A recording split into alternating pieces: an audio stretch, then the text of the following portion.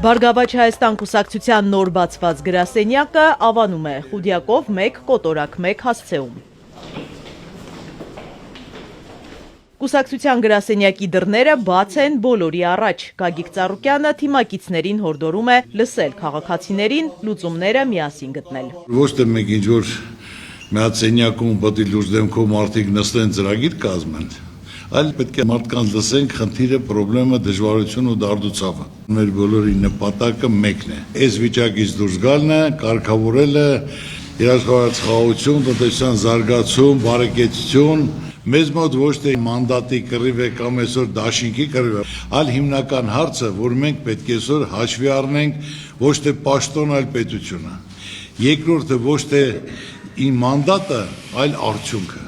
որ մենք ամբողջ աշխարհի հայերով պետք է միասնական լինենք, այս վիճակից դուրս գանք։ Մեր մոտ դռները բաց է բոլորի համար։ Մենք պատրաստ ենք քննարկելու, լսելու ու ամենակարևորը մենք ժողովրդին սուտ չենք ասելու։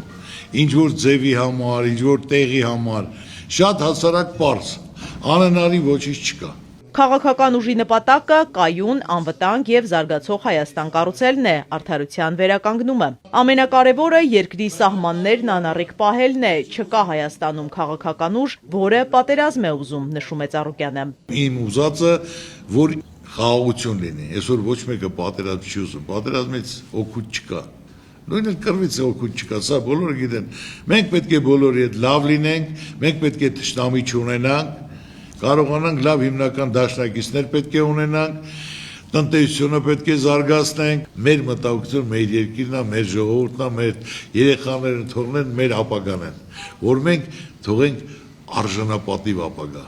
որ նրանք գլուխները կա խեղճացած պատված չզգան իրար, թե չէ այդ վիճակում մեզ ամոթ է, ամբողջ աշխարհի հայությանն ամոթ։ Անդրանիկ Թևանյանը 3 հիմնական խնդիր է նշում, որոնց մասին մարդիկ հայտնել են հանդիպումների ժամանակ՝ անվտանգային, սոցիալ-տնտեսական եւ բարոյահոգեբանական։ Մարդկանց հետ շփվելուց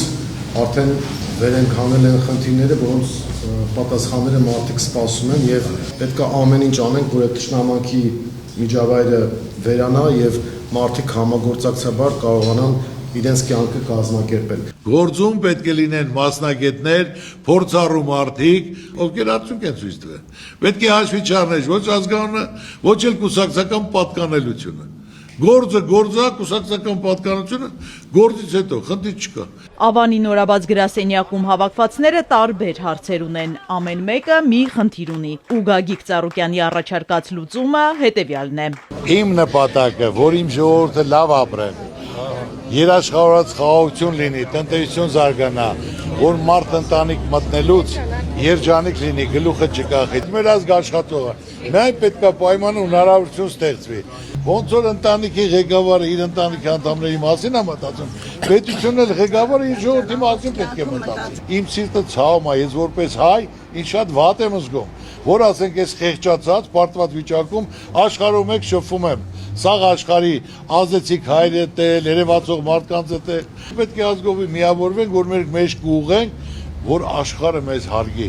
որ մենք ունենանք լավ դաշնակիցներ։ Ես չեմ ասում, որ թե պետության հետ մենք պետք է թշնամի լինենք, սաղ հետ էլ լավ պետք է լինենք։